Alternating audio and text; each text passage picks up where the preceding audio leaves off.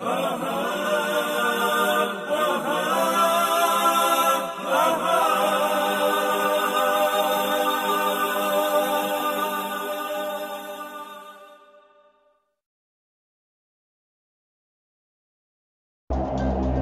عظيمة أن يعرف أخبار النبيين وما ذكره الله تعالى من قصص المرسلين، فالله جل في علاه ذكر في هذا الكتاب ما تصلح به البشرية.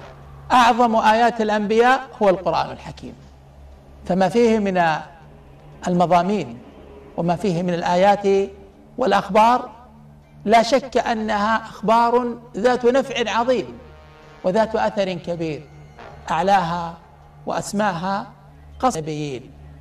قصة نبي في رمضان على الرسالة.